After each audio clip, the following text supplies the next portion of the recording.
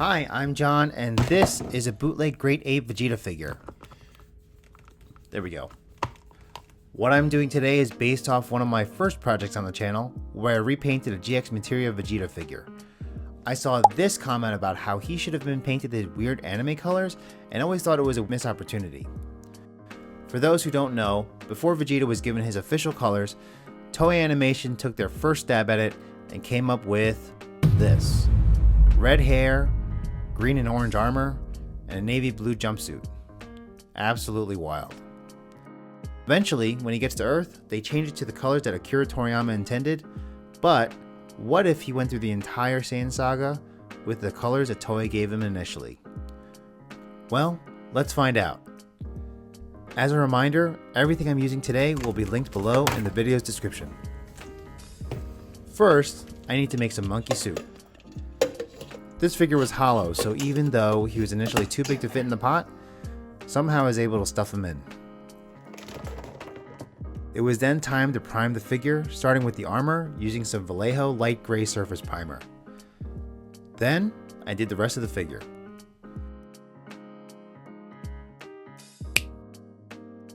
I would later find out that using this light gray primer would probably be a little bit of a mistake. Moving on to the base coat, I started with the orange on his armor, going over it 2 to 3 times until it was opaque using a mix of clear orange and Beasty brown. Then I did the same on his gloves and the boots. Next, I did a base coat of the green sections of his armor using light green. Next, since Toei colored Vegeta's hair red, I decided to go with a reddish brown tone for the fur. For the base coat, I used the color black red. I started with the tail, and then moved on to all the fur that's sticking out of the rips in his clothing, and the fur on his head and neck. This was the first hint of me regretting using light gray as a primer, because no matter how many coats of paint I used, I kept finding little white spots of missing paint. Moving on, I painted his eyes using some bloody red, and painted a base coat for his face and ears using some Cork brown and Beasty brown. Repainting the inside of his mouth, I painted his teeth using some bone white, then painted the tongue and inner mouth using a mix of purple, red, salmon rose, and white.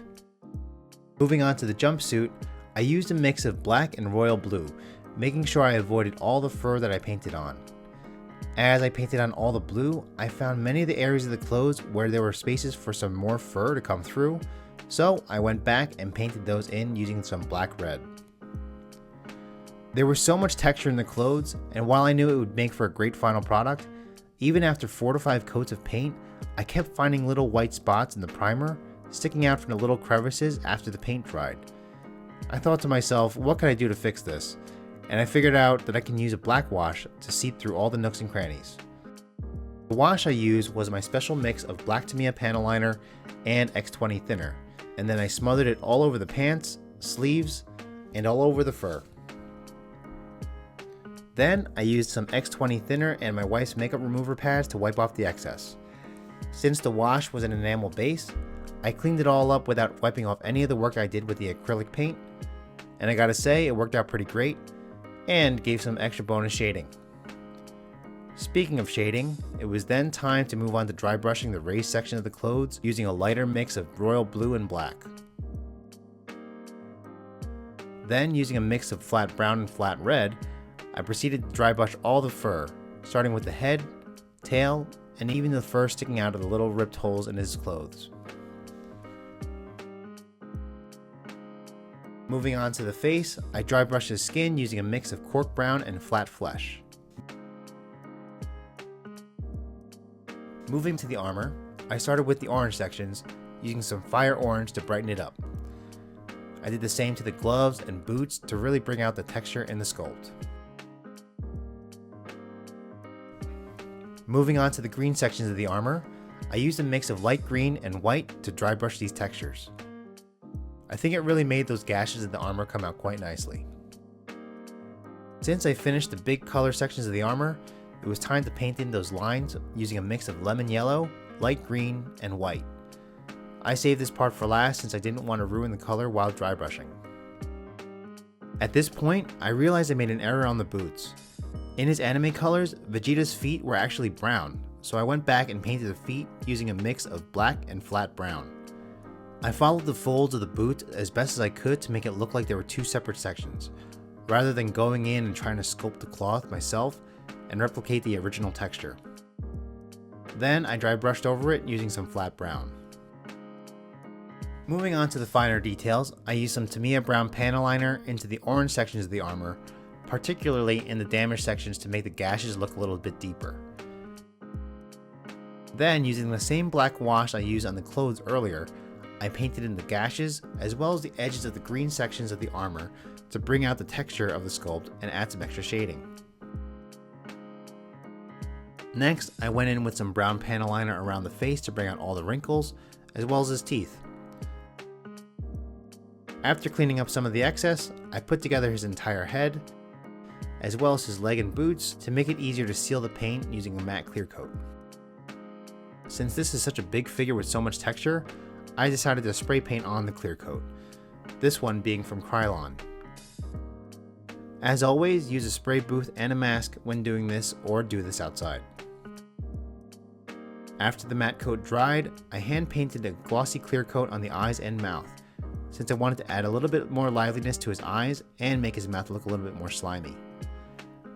Lastly, I had to put him back together, but I ran into some trouble. I guess because he was hollow, his pieces didn't exactly fit back into his armor after I took them apart, so I went in with a heat gun to make the plastic a little bit more flexible, and luckily I was able to get everything to fit back in. After putting everything back together off screen, I was done.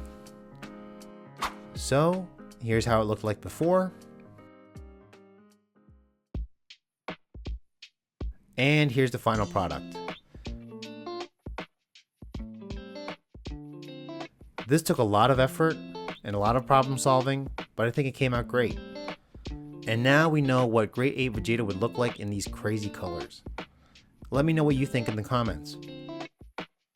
Again, I have everything I use in the video's description. If you decide to purchase anything through those links, it'll help support the channel without any cost to you. I also have a page on buymeacoffee.com if you want to support me directly. If you like this video, please leave a thumbs up and subscribe for more videos. If you're interested in getting started on customizing your own figures, feel free to ask any questions in the comments or reach out to me on my socials. I'll try my best to help. Thanks for watching. See you next time.